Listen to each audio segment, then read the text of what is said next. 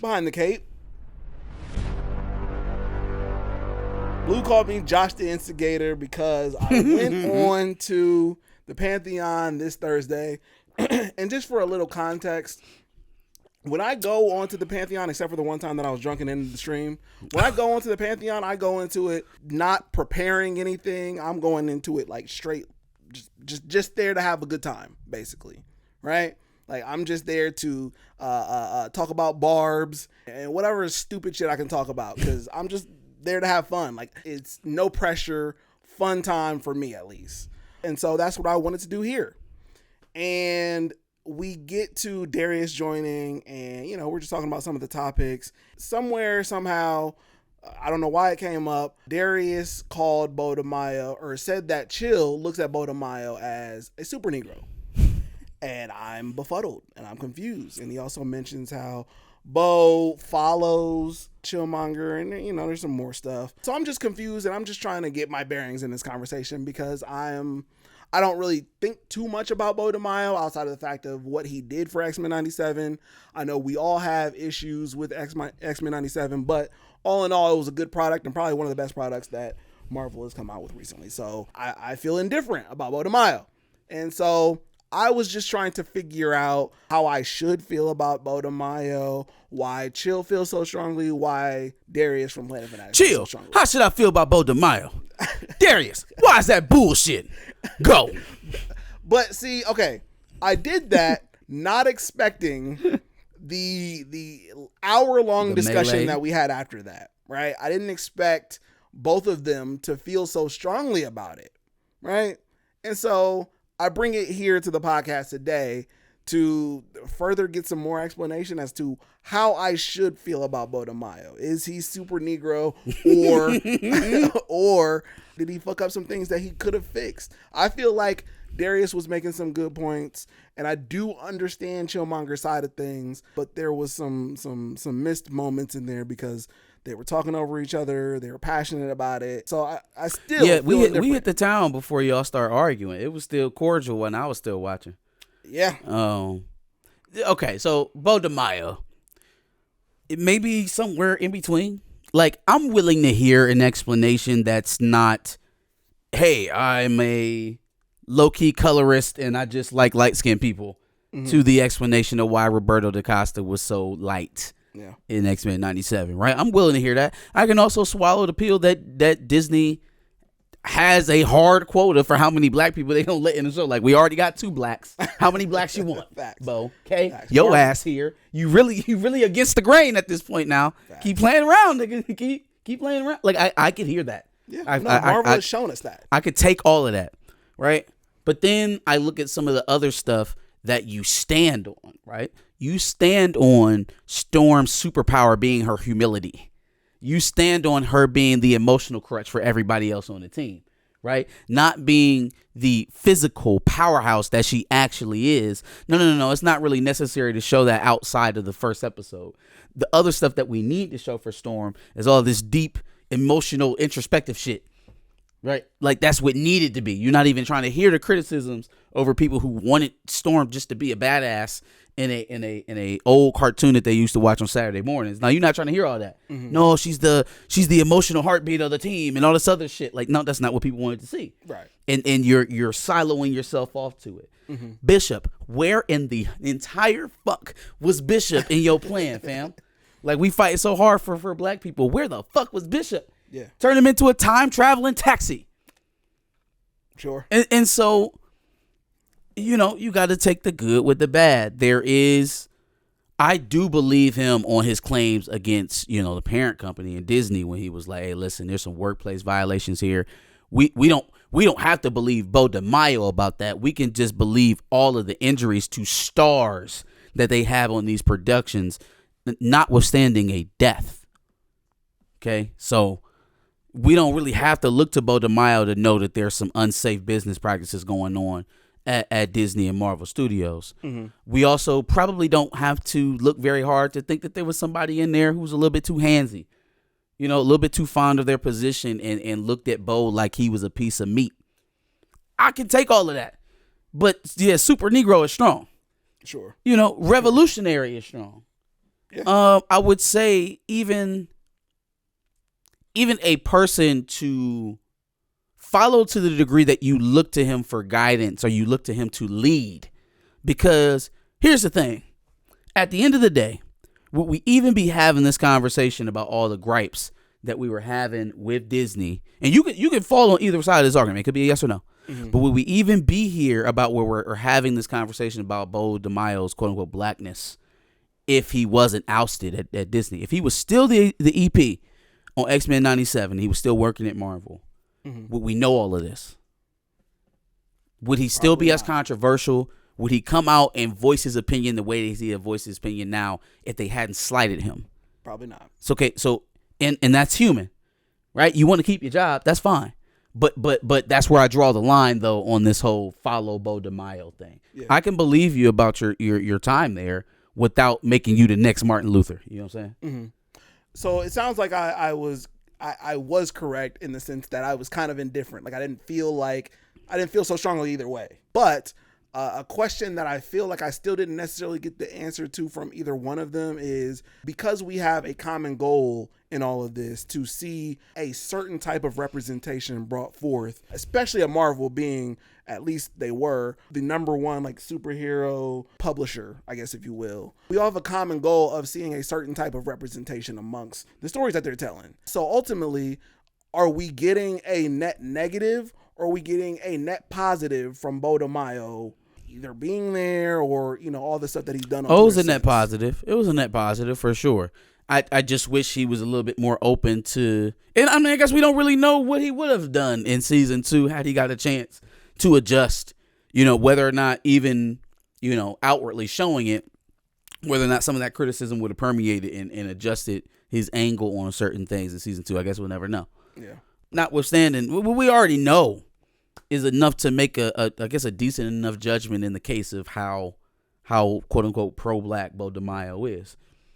It's you got positives, you got things that are questionable, just like it in most other humans. I don't think it's necessary to. You don't have to idolize him, right? You don't have to idolize him. You can believe him and not idolize him. Yeah, at some level, it kind of was my fault. I'm gonna be honest with you, because I at some level I did kind of instigate it, but I just didn't expect it to go as far as it actually did. How are you gonna tell me that how are you gonna tell me? Because I don't know Beau. Like I didn't hear Beau explain what he said about X-Men 97. How are you gonna tell me? No. Listen. I'm sorry. But I believe Beau. I believe that Beau is a good person. I believe Beau. I didn't realize how strongly they both felt. When you throw words around like Super Negro, I thought we was just having fun, right? And then it turned left out of nowhere. I did not expect the hour-long discussion that we got. Again, shout out to both of them for, feeling this the way that they felt and, the want to have a discussion around it. I think we get good things out of solid discussions. Again, I just didn't expect that, right? I'm like, damn, I thought we had more topics to discuss. I thought we would go somewhere else with it. But shout out to both of them. Like I said, they felt the way about it and they were willing to engage in some sort of debate around it, which again, I feel like we all grow stronger from having debates around certain things. We can't all just agree all 100% of the time, because then there's no room for actual growth. If we have these conversations, there may be some room for growth of ideals and things like that. So again, I went into the Pantheon just looking to fuck around. Right. And it looks like I found out. You're going to hate this. Laurence Fishburne has talked about how he would like to play Professor X. These niggas, man. You're already in the MCU. Number one. And it's just, it's very obvious now that you don't know comics enough to be able to see yourself in them. Like you don't, that sphere that you want to be in so bad, you a poser. You're a poser because you're not in depth enough to find a character that you can actually play. And maybe that's harsh to say. Maybe that's anti-actor because they think that they could play a pencil if you ask them to be. I get it. Facts.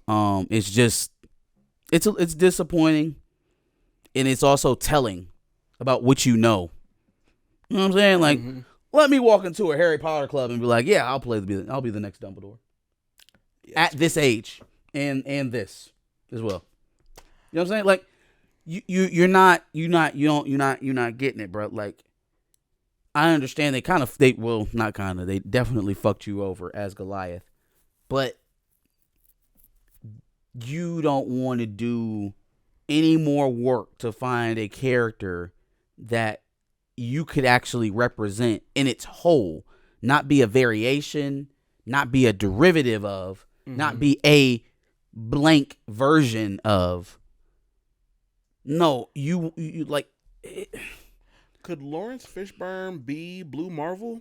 Is he too old? I wouldn't want to see it because it would be a limited role. Like in terms of what you could get from him, it would be very limited. I think he could do well in like displaying the intellect, obviously. When it comes to using the power set, though, that's not what I want to see. That's not what I want to see. That's fair. Yeah. Whatever. If he played that role, it would absolutely be limited. Maybe you get Laurence Fishburne to get Blue Marvel in the MCU for now, and then you substitute him with a variant at some point soon. I don't know. Could happen. Maybe. I don't know. That's the only role I can really see him doing, I guess. Yeah, dog, you already ran its course. You accepted Goliath the first time and thought that they would give you Professor X next time. That's also the fucking irritating thing about it. They gave you a disposable character to start with, right? And you think somehow that's a pathway to getting you to be the next Professor X. You're in the universe already. Which is, I guess, it's not a total non-starter because it's happened before. I was gonna say, I feel like they did that before. But dog, you thought Goliath was gonna be then if that's gonna happen, then Giancarlo Esposito is gonna be the Beyonder. That's how that's gonna go. Ew. Then Sterling K. Brown is gonna be Blue Marvel.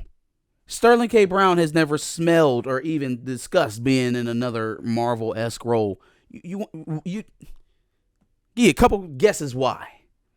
Yeah, a couple guesses why. I don't know nothing about that. I don't know Sterling K. Brown. I'm just saying.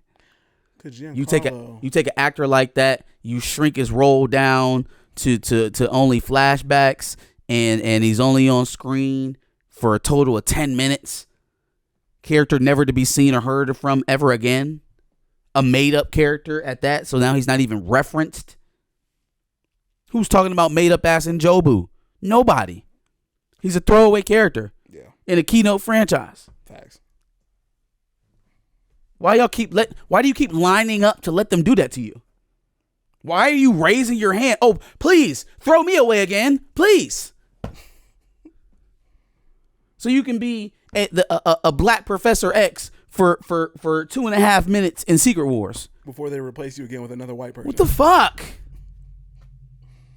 Stop asking to play their roles. And they're all their roles, right? They're all their roles. All of them are. Even the black characters. But, like, can we stop trying to morph ourselves into black versions of the white guys? Honestly, it's a way at this point. It's giving beg. It's giving pick me. From legendary actors at that. It's giving pick me. That's crazy. Please pick me. Like, literally. I'll play the white character. I'll be the black version of the white character. But like literally, Laurence Fishburne, legendary. Keke Palmer, in her own right, legendary. Right? But again, Yaya could be legendary if he didn't do some of this shit. Is that these people just don't even understand. They just want to be part of something popular. They want a piece of something popular, but they don't get it. Comes along with it. They are Johnny come latelys. They are normies. Sure. Posers. That's a fact. Dwayne Coleman said, I don't know if y'all remember, but there were people calling him the Black Professor X after the first Matrix. Maybe that's where this is coming from. Okay. I much prefer Morpheus. But sure, if he's running with it, cool. But you can't think that you're going to get anything other than, even if they give that to you based off of this, right? Like that's not even a guarantee. But some throwaway variant scene where your character will never be heard of from again. That was the role that you started. That's the part you started on right there. Yeah. Some throwaway character they're never going to talk about again, and then you want to play another derivative of a keynote character that they're obviously not going to cast you in. Like, don't you think they would have found a younger black version of a black Professor X if that's what they had intentions on doing? For a long term, at least. Somebody who can actually hold it for an extended period of time. Like they casted Patrick Stewart when he was much younger than you are now. Right. 10 years of doing Professor X. They got James McAvoy to do all of the other X movies after that. After the Days of Future Past. First Class. Yeah, First Class. Yeah. So where does Laurence Fishburne fit in that? where do you fit? You're not going to be doing Professor X for very long. That's for sure. Your boy, speaking of AO news, your boy Tanak Huerta, a.k.a. Neymar. Fam. Neymar. Talk about pause your life. Y'all want to hear the most pause-worthy quote you could ever have in the history of pause-worthy quotes. Tanak Huerta meeting Robert Downey Jr. on the set of Avengers Doomsday. He's a really handsome dude. The guy looks really young, too. The thing is, I wasn't in the scene. I went to the directors. I wanted to talk to them about a few lines and meet with them face to face. Then I was there. He comes up and looks at the monitors, and I said, "Oh, no way." I really said, "Damn, I left my knee pads back at the hotel, bro." That is so insane. You want to What? know what's even more insane? I feel like nobody asked him. He just started, what the fuck? He just started immediately. He's not even speaking to you. He's looking on the monitors. Here you go, man. I'll suck your dick right now. What? No, I mean that's how the press got that quote. Nobody asked him anything about meeting RDJ. He didn't Tanak have some weird charges too? Yeah. Hey man, somebody get your mans. Somebody come get him. Didn't y'all say it was a morality clauses in these contracts? Somebody come get his freaky ass. Somebody came up to him and was like, "Hey, when are we going to see Namor again?" I don't know, but RDJ, man, he's like, whoa. Just immediately start dick riding. Hey man, you're lucky I don't see a spare towel around here, cause boy, you oughta. Anybody got a hair tie? Oh shit. Like, yo, I'd have been uncomfortable if I was RDJ. I'm uncomfortable, and I'm I have nothing to do what's with his name? Make sure you move his dresser to the end of the lot, like away from mine. I want us to be on opposite ends of the lot. But let's find out that was the fight. That was the fight. That was the fight. That was the fight. Because they did say he said something out of turn. He said something crazy to him. Yes, that was the fucking fight. Hey man, hey look, hey listen. If I was prepared, I'd go to work. And he was like, hey yo, what? Somebody get Namor the fuck away from me. RDJ going, "Ayo, what?" It's nuts. That's crazy. That's how it went down. That is. That's how it went down. That's and then Tanak was like, "Oh, come on, bring it in. Give me a hug." And that's when he back up. Matter of fact, they literally said that these two stars never worked together. This nigga Tanak was trying to get in. Robert Downey Jr. wasn't having it. You heard it here first. I mean, what's wrong with you? Do I look like the 90s version of myself? I don't do that kind of stuff anymore. Oh, shit. He let him know he down for whatever to get ahead. He was like, hey, listen, bro. Whenever. You feel me? Just come knock on the door. You ain't got to say nothing. Left my knee pads at home is crazy. That's an actual quote from a real man. That's a real quote. Like, that's what you thought of in your head when you met Robert Downey Jr. Damn, I forgot my knee pads at the hotel. Not just I would, but like I am expertly prepared and I have the equipment to carry it out. It's just not in my person. Maybe that is what started the fight. Because seriously, like why is that not like, why didn't you say something like, "Oh man, huge fan of your work," you know what I mean? You look great, man. That's about it. Respect your acting, you know what I mean? I've been watching your movies for forever. No, your mind went straight. Knee suck pads. The chrome off a nickel. Like, that's disrespect at that point. That you just thought you could get that off. Y'all sure we need Fishboy in Doomsday? Y'all sure he need to be here? Wakanda Forever ain't do that good. You know what I'm saying? He don't got to be around. Hey, yo, Marte, chill out. Closed mouths don't get fed. He must be more than a fan. Yep, potential lover. That sounds right. But RDJ don't want none of that shit. Or maybe he does. Who knows? He said, nah, you got the wrong one, buddy. Get up out of here. I'm Iron Man. Tanakh was like, I know. That's funny. I thought this was funny, but you brought it up. Disney is retiring Tron after their flop. So not after Jared Leto's bullshit, after it flopped in theaters because of his bullshit as a part of it. I don't even think they didn't send him out on a press run. I mean, rightfully so. No, they couldn't really promote the movie because he has 9 weird charges, but they decided to still put the movie out. And now, since the movie starring the weirdo didn't perform well, we gotta put the whole franchise away. Couldn't possibly be the white guy heading up the franchise's fault. No. Absolutely not. We won't accept that. It must be the entire production's fault. Retire it. Facts. Hey, listen, man. Listen. Shout out to Walt Disney for creating the long, deep pockets of Disney, because without him, boy, would that company have already been parted out by now. It's just complete incompetence over there. Since Marte doesn't know, Jared Leto has been accused of sexual misconduct by 9 different women. Oh, he was confused on why did Jared Leto hate? Yeah, well, he just didn't know what Jared Leto did. So, yeah. No. He's a freaky ass nigga here, 69 God. Freaky ass nigga here, 69 God. And this came out months ago, so like plenty of time. Oh, we was talking about this shit back in June. Yeah. Yep. Back in June. The delay and pivot move was there. Yep. It was there. Yep. But, you know. Niggas don't listen. It's not Jonathan Majors in trouble. It's just Jared Leto. Facts. Everybody loves Jared Leto, clearly. Did you see Morbius? We can get around Jared Leto's situation. We can keep him on staff and pay him. But. Jared Leto was in Panic Room. Yo. 9 is he definitely did some of them. Yeah. Yep, 9 is a number that, yes, he clearly did something. And it's Jared Leto. Jared Leto just seems like a freaky ass nigga, does he not?